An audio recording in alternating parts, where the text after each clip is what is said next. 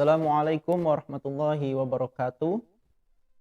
Innal hamdalillah nahmaduhu wa nasta'inuhu wa nastaghfiruh wa na'udzu billahi min sururi anfusina wa min sayyiati a'malina. May yahdihillahu fala mudhillalah wa may yudlil fala hadiyalah. Asyhadu an la ilaha illallah wahdahu la syarikalah wa asyhadu anna Muhammadan abduhu wa rasuluh. La nabiyya ba'da wa rasulah. Teman-teman Mas Santri sekalian, sore ini kembali kita bertemu dalam acara kultum singkat sebelum berbuka puasa. Insya Allah beberapa menit ke depan akan kami jelaskan tentang peristiwa yang begitu penting bagi kaum muslimin, peristiwa yang begitu harus dikenang oleh kaum muslimin itu sendiri.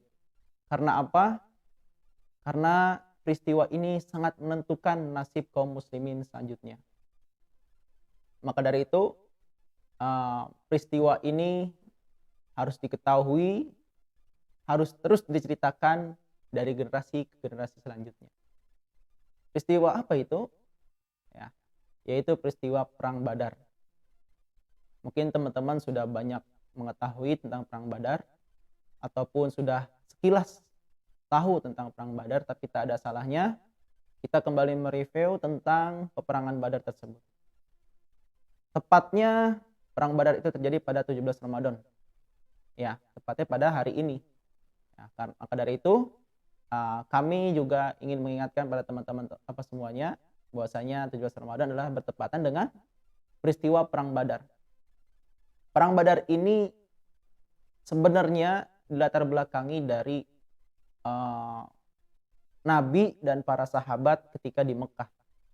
Ketika di Mekah, beliau hidup penuh dengan tekanan, penuh dengan ancaman.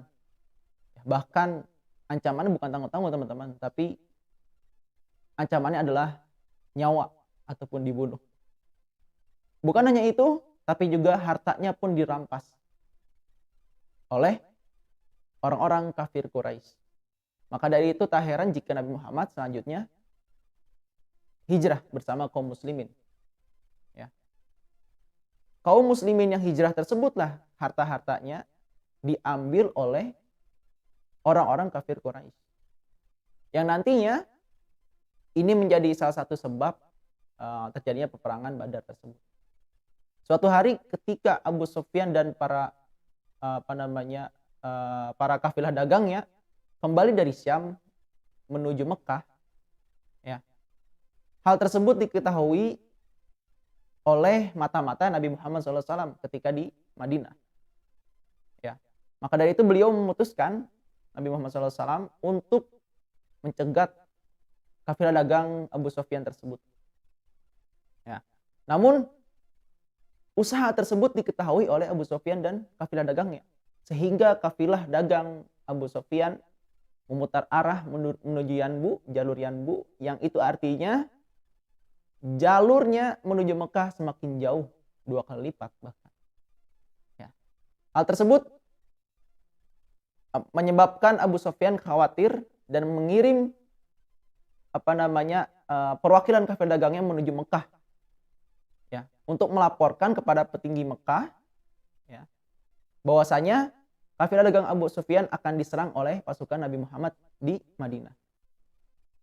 Seketika para petinggi Mekah, kaum kafir Quraisy di sana, ya, begitu emosi mendengar kabar tersebut, sehingga tak tanggung-tanggung, ya, pasukan besar dikirimkan para petinggi kafir Quraisy di Mekah menuju melindungi kafilah dagang dari Abu Sufyan.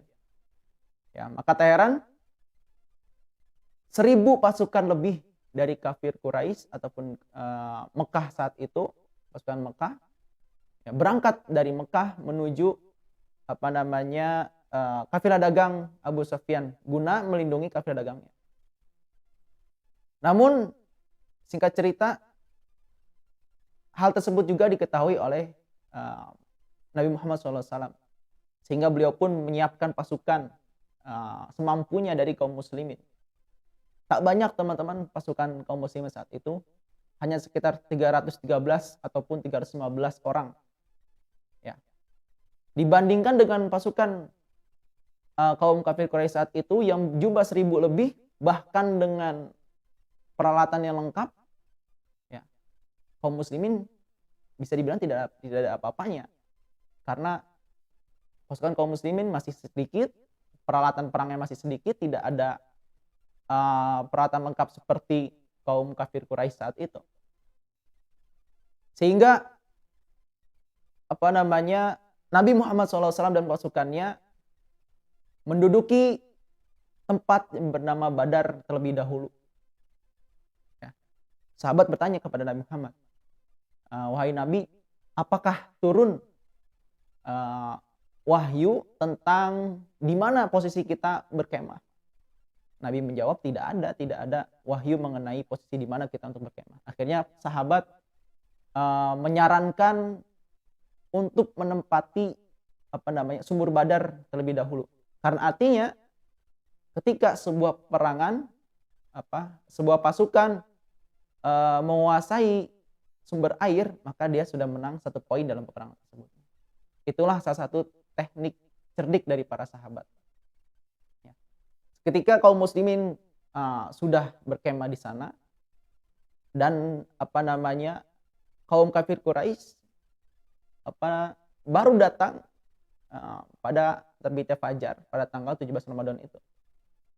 Atau dalam Masehinya pada tanggal sekitar 13 Maret 624 Masehi. Ya. Di saat fajar itu, ya, pada pagi itu akan dimulailah sebuah peperangan yang begitu dahsyat, yang begitu besar bagi kaum muslimin.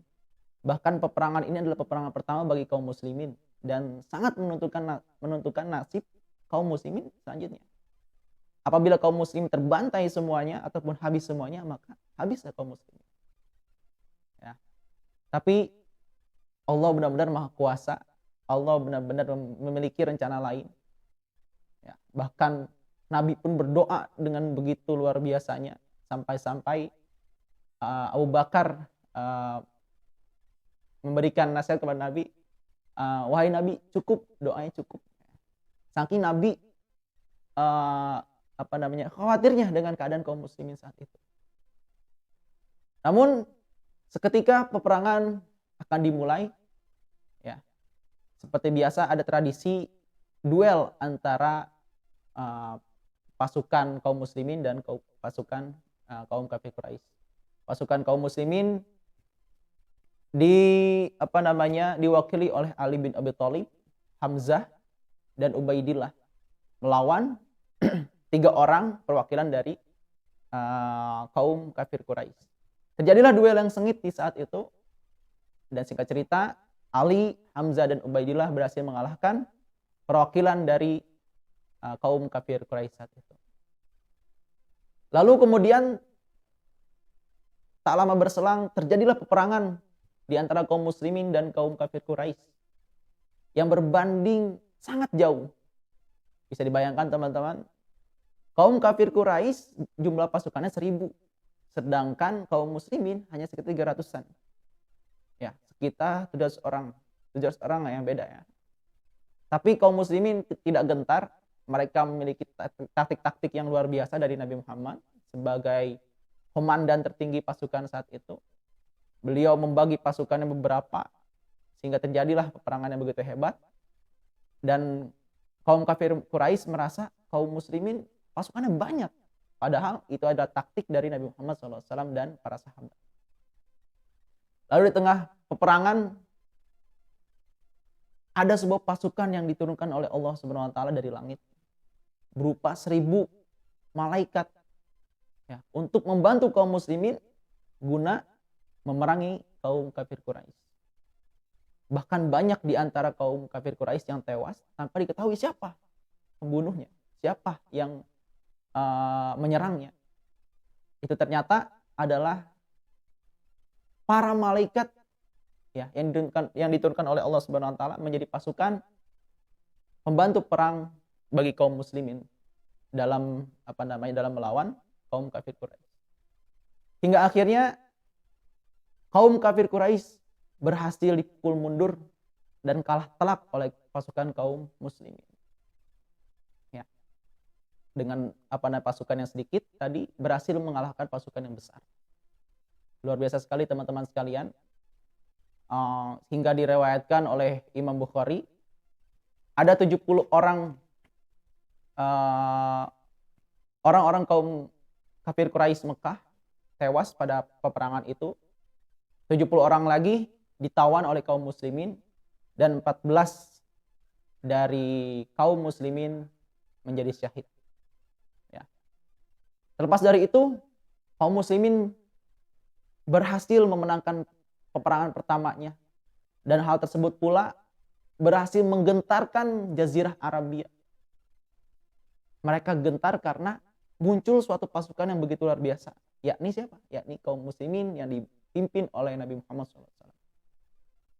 Berapa besaran dari harta rampasan perang yang didapatkan kaum muslimin saat itu? Diriwayatkan pula sekitar 50.000 dinar. Kalau misalkan kita kalikan sekarang sekitar 125 miliar teman-teman sekalian. Itu bukan jumlah yang sedikit pada zaman itu.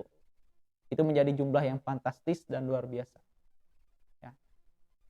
Pada intinya teman-teman sekalian, hal ini mengajarkan kepada kita bahwasanya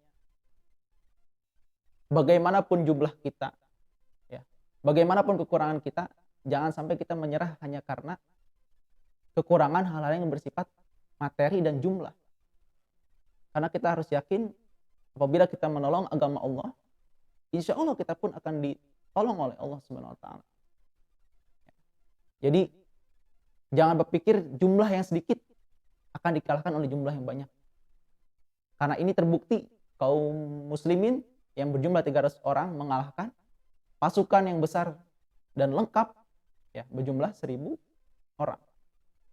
Teman-teman sekalian, ini menjadi tugas kita semuanya sebagai generasi Islam untuk kembali mengingatkan sejarah kaum muslimin, bagaimana sejarah perjuangan dari dakwah Nabi Muhammad, bagaimana sejarah peperangan-peperangan yang luar biasa saat itu, sehingga generasi kita, generasi selanjutnya, anak-anak kita, anak-anak cucu kita mengetahui sejarah kaum muslimin pada saat Nabi Muhammad SAW berdakwah. Semoga teman-teman semuanya bisa mengambil hikmah dari kisah ini dan sejarah ini, dan semoga kita menjadi generasi-generasi yang mencintai Nabi Muhammad SAW dan para sahabatnya. Terima kasih. Mohon maaf apabila ada kata-kata yang kurang berkenan. Idza sadara minni khata'un fa'fu anni. Assalamualaikum warahmatullahi wabarakatuh.